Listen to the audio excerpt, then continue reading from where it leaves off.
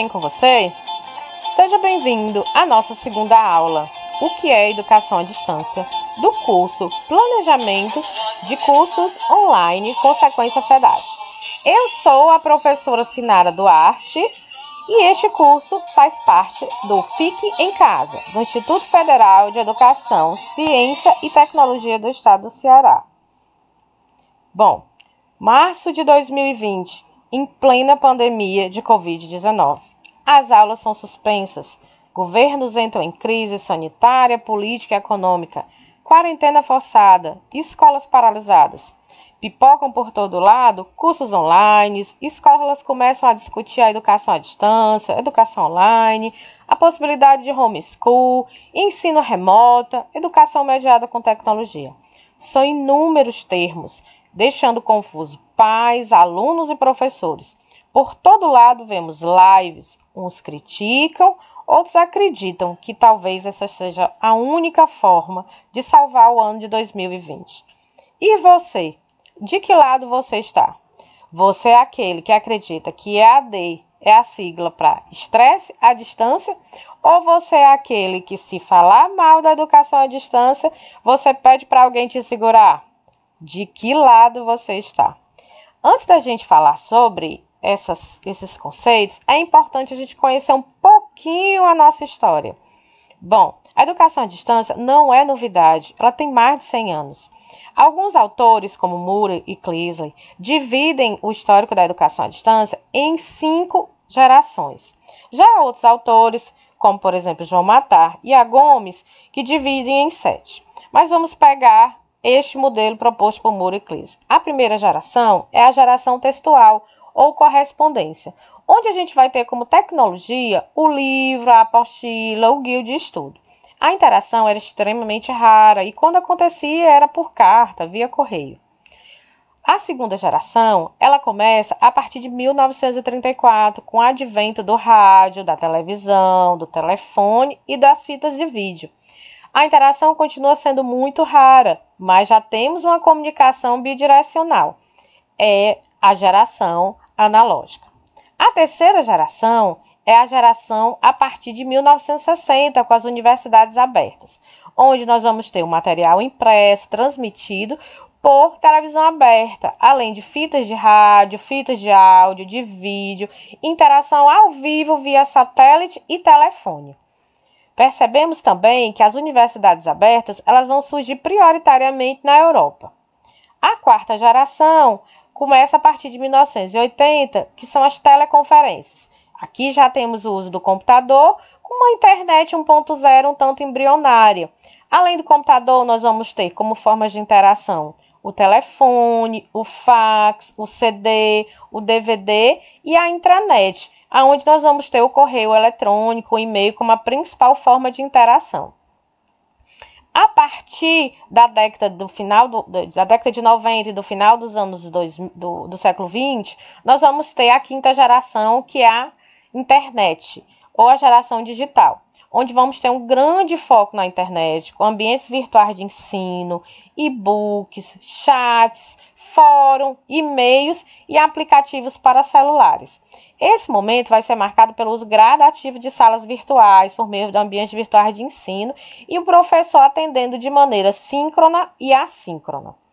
Alguns autores, como por exemplo Gomes, acreditam que ainda haja uma outra geração, a dos mundos virtuais imersivos, ou também chamados de metaversos. São ambientes virtuais em 3D, que conjugam diferentes mídias, essas que a gente já falou, com jogos de RPG.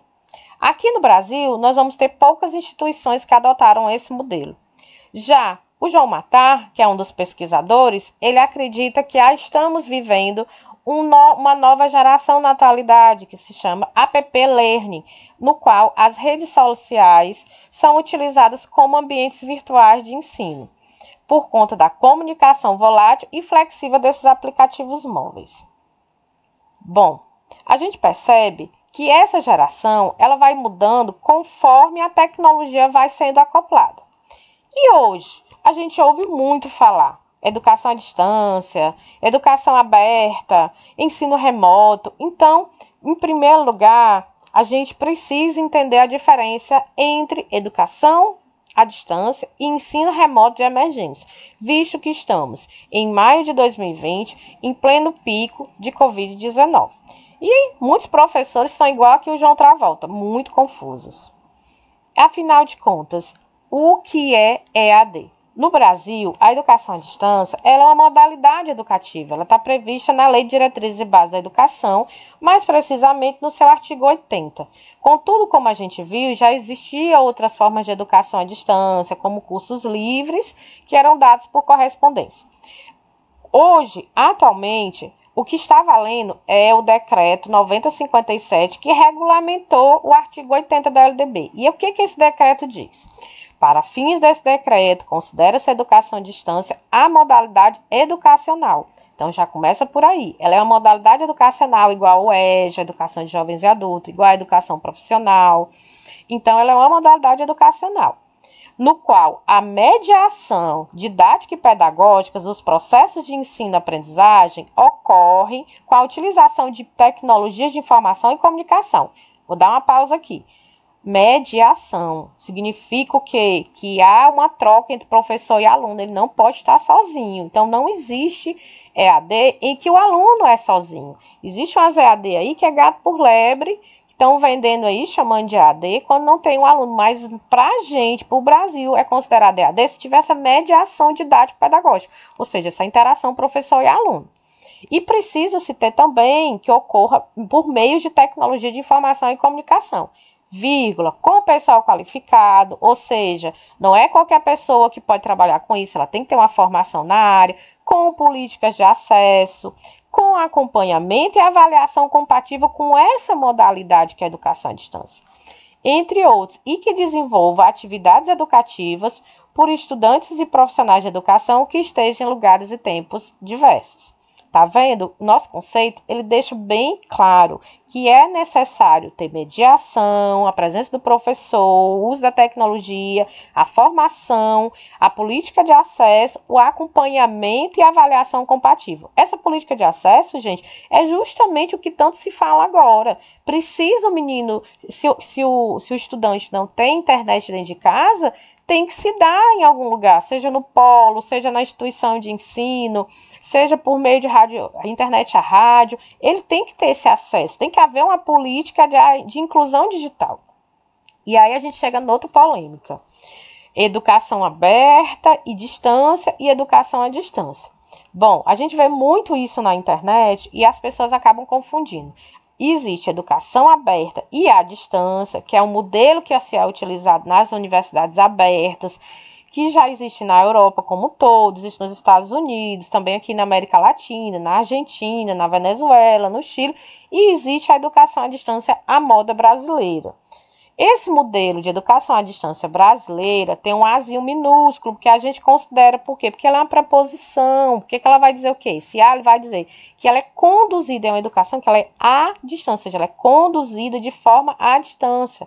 É um modelo adotado pelas instituições brasileiras que precisam responder uma legislação específica, que é, no caso, é o decreto 9057 e outros que a gente vai falar aqui, e que não necessariamente ela é aberta. Embora a gente tenha uma universidade, coloco aspas aqui, Universidade Aberta do Brasil, que é a UAB, ela não é uma instituição de ensino, é um convênio, é um programa do governo federal, onde instituições públicas se agregam junto com o município para ofertar cursos, prioritariamente, na área de formação de professores, nas cidades, geralmente dos interiores do Brasil, onde você não teria acesso a essa educação de forma formal. E aí, essa educação à distância brasileira, ela não é totalmente aberta, porque ela existe por determinação legal uma carga horária mínima presencial, diferentemente do modelo europeu. Enquanto no modelo europeu, geralmente o aluno pode estar aqui no Brasil e fazendo um curso na Europa, estando matriculado numa instituição na Europa, estando no Brasil. E aí ele vai lá o quê? Talvez para defender o TCC dele, em um ou poucos momentos. Ele não precisa estar toda semana na sala de aula, diferente do modelo de educação à distância brasileiro, que exige sim momentos presenciais. As avaliações no modelo de educação aberta, no modelo de educação à distância brasileiro, ele é obrigatoriamente presencial. As aulas práticas, se houver, elas são presenciais. Então, não é um modelo totalmente à distância. Tanto que algumas pessoas chamavam de educação semipresencial. Já o modelo europeu, ela também vai a educação aberta, né? O modelo europeu, ela vai se basear por alguns conceitos que é de educação aberta.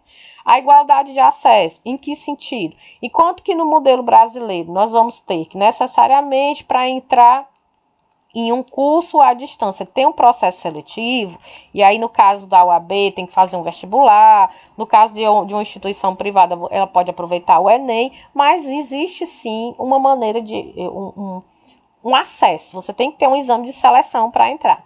No princípio de educação aberta não existe, não é que não existe, ela é mais facilitado. Outra questão é da autonomia.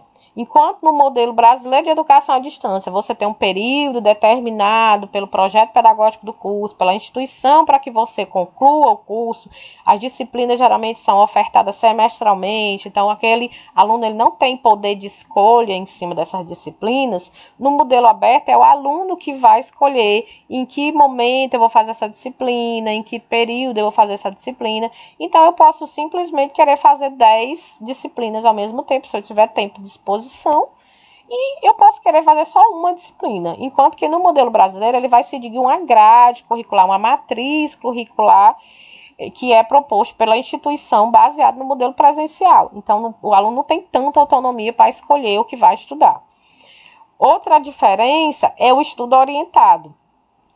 Enquanto no modelo de educação aberta, o aluno ele é mais independente, ele é mais autônomo, ele define o momento que ele vai estudar, aqui no Brasil não, a gente tem prazo, a gente impõe prazo. Olha, a atividade está aberta, mas você tem até o prazo tal para terminar. E o acesso à tecnologia, que nós sabemos que no Brasil a nossa maior dificuldade, a tecnologia ela não é nossa inimiga, a nossa inimiga se chama desigualdade social. Nós sabemos que há pesquisas que apontam que pessoas que são de classe A, 100% ou 99% têm acesso à tecnologia em casa, um computador, com internet, com Wi-Fi, um celular com internet. Enquanto que as pessoas das classes C e D, menos de 40% têm acesso à internet dentro de casa. Então vai dificultar muito essa pessoa estudar sem esse acesso.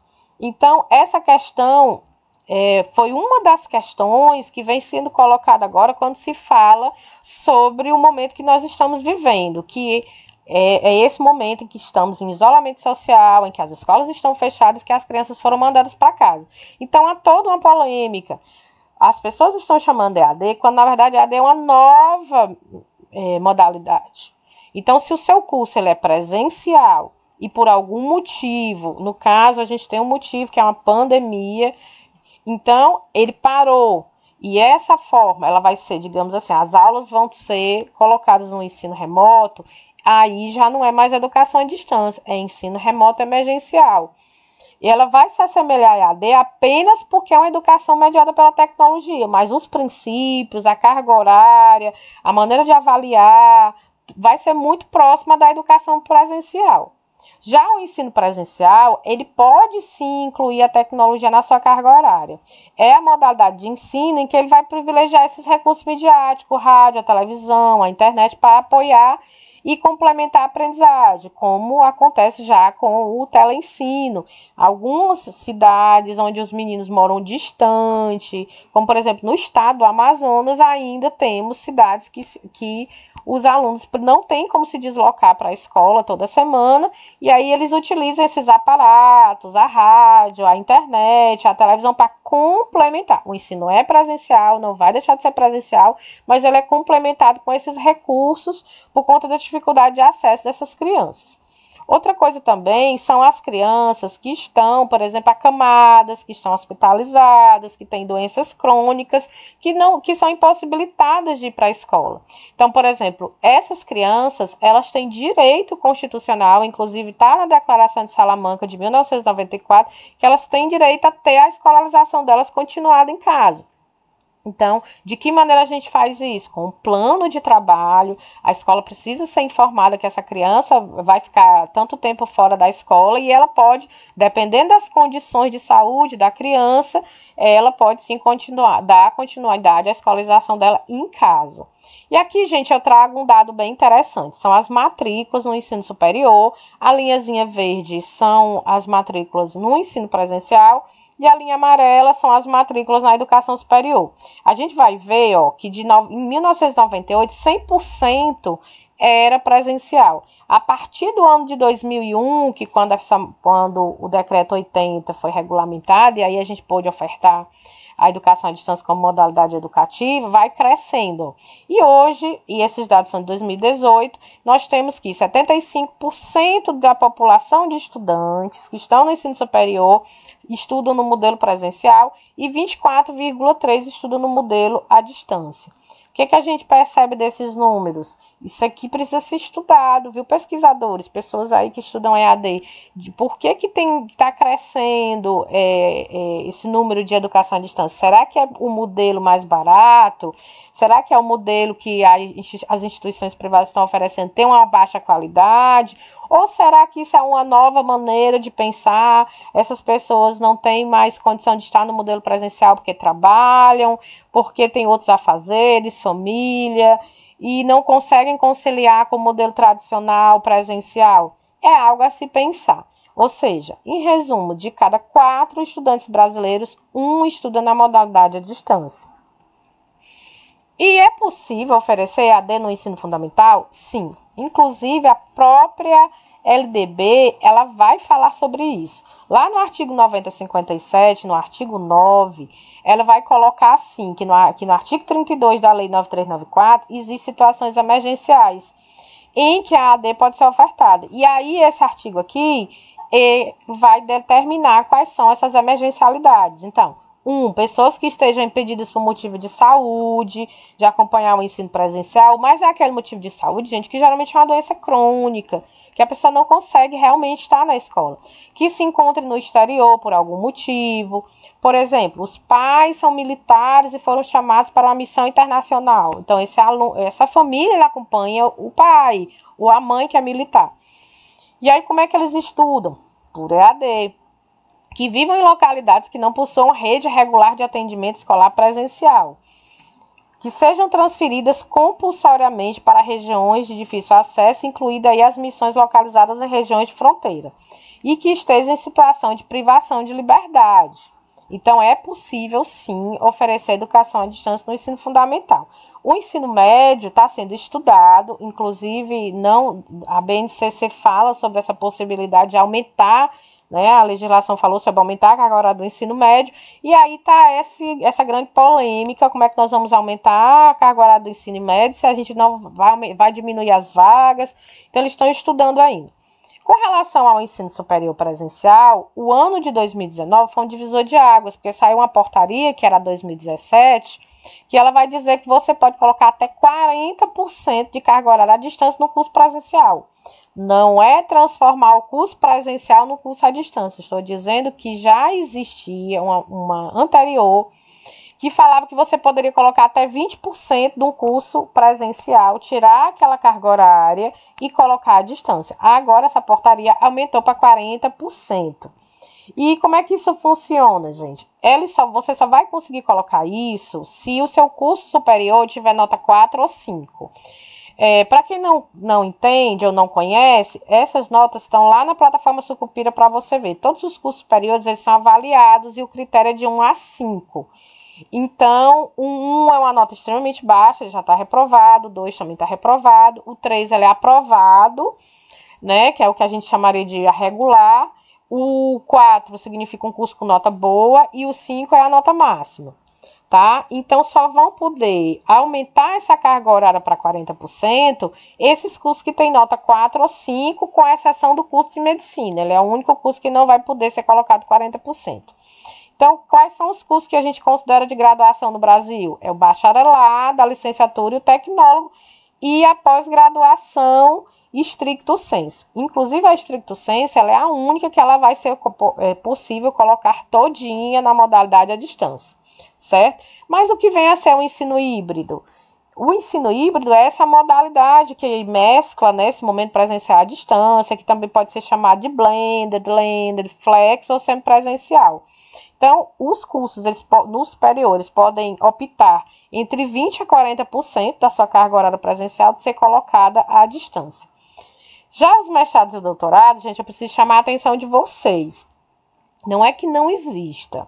A lei permite que você coloque um curso, seja ofertado um curso de mestrado, doutorado à distância, desde que já exista o mesmo curso no modelo presencial e que esse curso no modelo presencial esteja nota 4. E aí esse curso vai ofertar para a CAPES, né, o modelo, vai construir um projeto político-pedagógico de um curso, vai entregar para a CAPES e a CAPES vai autorizar o seu funcionamento. Até a data de hoje, nós estamos em maio de 2020, eu desconheço, e aí quem quiser colocar aí nos comentários se já existe alguma instituição autorizada pela CAPES para ofertar pós-graduação, mestrado, doutorado à distância. Até então, não tem, tá? Então, muito cuidado, porque tem muita gente vendendo gato por lebre, oferecendo cursos à distância de instituições estrangeiras no Brasil e depois você vai ter um aborrecimento de que esse diploma não vai ser reconhecido e vai ser aquela luta para tentar reconhecer,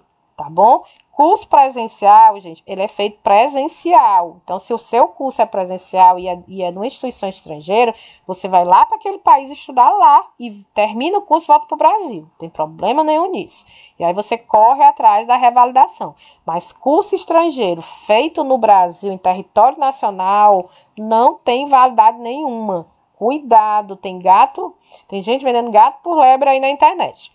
E os cursos livres, Sinara, o que são esses cursos livres? Você já vê aqueles professores que vão lá na internet e colocam lá no YouTube, eu vou ensinar você a fazer uma videoaula, vou ensinar você a fazer um pão vegano. Esses cursos, gente, eles são considerados cursos livres. Então, tem um decreto que é o 5154 de 2004, que você, enquanto pessoa, não precisa ser pessoa jurídica, não precisa ser empresa, pode ofertar esse curso, mas ele é um curso livre, tá? Ele entra na categoria de curso livre. Tá entendido? E na rede federal? Bom, na rede federal, ela precisa, né, primeiro, obedecer ao decreto 9057, igual como todo mundo, mas a rede federal ela tem um decreto específico, que é o 9235, que ele especifica que para poder ofertar EAD tem alguns parâmetros de qualidade. Então, a necessidade de credenciamento de polo, de avaliação de curso, de feitura de PPC, de formação de equipe, reconhecimento de curso. Inclusive, nos cursos técnicos, o máximo que é permitido é 20% sendo diário. 20% da carga horária, sendo que no ensino superior é possível colocar os 40%. Então, é tudo muito novo, essa legislação foi de final do ano de 2017, então ainda temos algumas instituições que estão ainda se adequando a esse novo modelo. E agora, em 2020? Bom, estamos numa pandemia, é um outro contexto.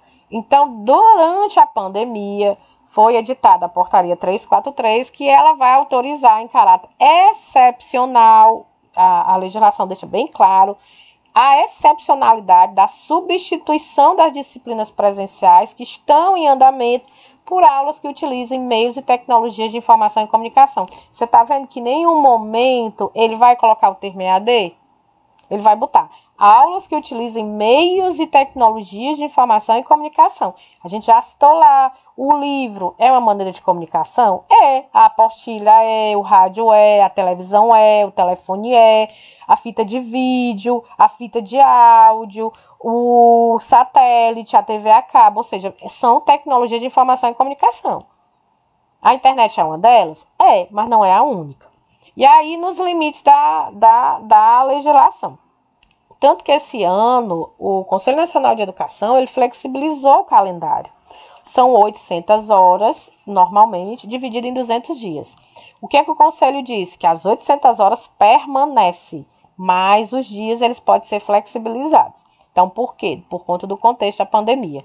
Mas, Sinara, eu vi na internet que tem uns cursos, inclusive eu, Sinara, já fiz um curso que não tinha professor. Mas que pode? Eu entrava lá no ambiente, te respondia ali um texto, respondia o exercício, pronto, acabou os cursos. E pode esses cursos sem professor? Pode sim. Esses cursos são os MOOC, são os Massivos Open Online Cursos, cursos abertos online massivos, que eles surgiram nas universidades americanas com o objetivo de expandir o conhecimento. Geralmente não possuem interação de um professor e as matrículas são ilimitadas, ou seja, você se matricula em qualquer momento do ano e não é que não tenha controle. Então, geralmente esses cursos são disciplinas, módulos, aulas que são ofertadas para o público de forma geral. Ele é autoinstrucional, ou seja, não tem um professor acompanhando lá, na maioria das vezes não tem. Eles são classificados como cursos livres, que é aquele decreto 51/54, e como exemplo eu trago para vocês a plataforma Lumina, que é da Universidade Federal do Rio Grande do Sul, que ela vai oferecer esses cursos livres, são para pessoas que são autodidatas, que conseguem estudar sozinho, em casa. A gente sabe que tem algumas pessoas que conseguem, né, tem esse dom. E o homeschool? O estudo domiciliar é EAD? Não, gente. Para efeito de legislação, o homeschool não é educação à distância. E existe um movimento de pais, existe inclusive uma associação, que é a Associação Nacional de Educação Domiciliar, que ela pleiteia esse reconhecimento como modalidade educacional, defendendo a liberdade dos pais de ensinar os seus filhos. Esse modelo existe nos Estados Unidos, mas não existe no Brasil. Quais são as críticas que são feitas a esse modelo? Esse modelo ele exclui totalmente o professor do ensino-aprendizagem, colocando os pais sobre essa responsabilidade. Antes da pandemia, estava sendo discutido, o atual governo, né, que é o governo Bolsonaro, estava discutindo essa proposta. Eu acredito até que esse momento, após a pandemia, eu acredito que vai ser revisada essas questões aí, pelos que eu estou vendo dos comentários dos pais na internet. E a educação online, afinal de contas, o que é essa educação online e educação online, internet, é tanto conceito. Bom, já a educação online, gente, lembra quando eu falei do advento da internet no final dos anos 90? Vai surgir, ou seja, uma educação onde a interação ela é mais frequente, ela é mais significativa, onde o professor vai conseguir conversar com os alunos de forma síncrona, assim como eu converso com vocês. Essa aula é gravada, mas a gente também tem uma aula ao vivo. Certo? E aí, inicialmente, nós vamos ter o e-learning, né, que é essa aprendizagem eletrônica, que vai usar predominantemente o computador. Depois, nós vamos ter o B-learning, ele vai evoluindo. O B-learning é essa aprendizagem híbrida, onde a gente vai ter uma carga horária presencial e uma carga horária à distância, virtual. E hoje a gente já tem o mobile learning, a aprendizagem móvel, que utiliza os celulares, os tablets, né, os notebooks, ou seja, eu não preciso mais ir para uma lan house, eu não preciso mais ficar sentada num laboratório de informática para poder estudar. Eu, com meu celular, com meu dispositivo móvel, eu posso estudar na beira da praia, eu posso estudar em casa, eu posso estudar desde que eu tenha acesso à internet. E existe também ultimamente, né, algumas instituições estão adotando o modelo U-Learning, que é a aprendizagem ubíqua, que ela é sensível ao contexto em qualquer lugar, ela usa tutores artificiais, ou seja, é inteligência artificial para responder às dúvidas dos alunos. Então, esse professor é substituído por não é um avatar, é por inteligência artificial. Será o futuro? E as metodologias ativas, elas são consideradas EAD? Embora elas usem o termo learning, que significa aprendizagem, você vai ver muito isso, o Flipped Classroom, que é a sala de aula invertida, o Adaptive Learning, que é a aprendizagem adaptativa, a aprendizagem baseada em jogos, o Game Based Learning, Problem Based Learning, que é a aprendizagem baseada em problemas. Elas, embora usem esses termos oriundos do inglês, na verdade elas são ensino presencial com suporte tecnológico. São modelos pedagógicos que adotam metodologias ativas, ou seja, tecnologia digital na prática docente, mas aí vai depender da especificidade do curso. Não é ensino híbrido, porque o ensino híbrido, gente, obrigatoriamente, ele tem uma partezinha que é a distância. Aqui não. Eu posso simplesmente ter um curso 100% presencial, como eu dou aula na disciplina de didática, que ela é 100% presencial, mas eu posso tirar 2 aulas e levar os alunos para o laboratório de informática e mostrar para eles como é que funcionam essas ferramentas. Não deixa de ser presencial, tá? Mas eu vou adotar essa metodologia ativa, que é o uso da tecnologia. Mas os alunos e professores estão no mesmo espaço, no mesmo momento. E aí, essa prática docente vai variar conforme o recurso humano, tecnológico disponível, podendo ou não adotar a educação à distância. Chegamos ao final da nossa aula. Ufa, é muito conceito, né? Então, vamos tentar resumir aqui. Resumindo a nossa aula, existem diversos modelos de educação no século XXI. A gente tem a educação presencial, a gente tem que a educação presencial, que ela só pode ser mediada pelas tecnologias de informação e comunicação, e é o livro, é uma mídia, o material impresso é uma mídia, o rádio é uma mídia, a televisão é uma mídia, tá? O computador com a internet é uma mídia. E a gente tem um ensino híbrido, que ele mescla uma parte da educação presencial com uma parte à distância. E a gente tem a educação à distância, que é esse conjunto maior aqui, que ela vai ter a educação aberta e à distância, que é aquele modelo mais flexível de acesso. A gente vai ter a educação à distância na era digital, e nós vamos ter os cursos MOOCs, que são massivos, que não necessariamente tem a presença do professor. E dentro dessa educação à distância, nós vamos ter a educação online, que vai ser aqueles modelos que eu já falei, educação que é o e-learning, o mobile learning, que são os modelos brasileiros. E além disso, nós vamos ter o ensino remoto. O ensino remoto ele não é presencial e ele utiliza ela está fora da educação à distância, ele não faz parte da educação à distância, mas ele usa algumas tecnologias. Na próxima aula, nós vamos ter uma aula extra, para essa aula não ficar muito longa, só falando da diferenciação do ensino remoto para a educação à distância. E chegamos ao final da nossa aula. Aqui são as tarefas do nosso curso. O que é que a gente vai fazer? Eu convido vocês a conhecer o podcast Isto Não É Educação à Distância, do Papo de Educador. É um podcast que eu costumo acompanhar, muito bom. E a gente vai falar que ele vai dar continuidade falando sobre essas diferenciações. Nós temos um texto, que é um artigo científico que se baseou na aula de hoje, que é os modelos de educação à distância. Depois de ler esse artigo científico, nós vamos lá no fórum discutir quais são os modelos de educação à distância que você conhece, qual é o seu papel nessa modalidade, você já foi aluno, professor, conteudista, o que você é na educação à distância? Ou você é neófilo, é a primeira vez que você está aqui. E depois nós vamos fazer um glossário, incluir uma palavra nova que você aprendeu hoje na aula de hoje. Esse glossário, gente, é feito tudo no ambiente Moodle, mas não necessariamente eu preciso usar. Aqui nós temos a bibliografia da aula de hoje, a gente tem esse artigo, que é das autoras Rocha, Joá e Marília Moreira. Embora o título esteja em inglês, né, gente? Educação à distância na era digital, tipologias, variações, usos e possibilidades da educação à distância, ele está em português nessa revista. E também, como bibliografia da aula de hoje, a gente utilizou o livro do professor João Matar, ABC da Educação, Educação à Distância hoje. O artigo está disponível na biblioteca do curso e os recursos que a gente utilizou na aula de hoje foi o Moodle, o WPS, que eu vou apresentar para vocês na aula presencial, que é onde você pode fazer slides sem precisar usar o PowerPoint, o podcast, que nós vamos escutar, o artigo em PDF e o Storyboard Dead, que é para a gente fazer as nossas histórias em quadrinhos, que está lá no nosso ambiente virtual. Até a próxima, gente. Na próxima aula, não esqueça, tá? De curtir o canal, não esqueça que na próxima aula nós vamos falar sobre a sequência FEDAT. Um novo modelo de educação, um novo modelo de aula. Aguardo vocês. Até lá!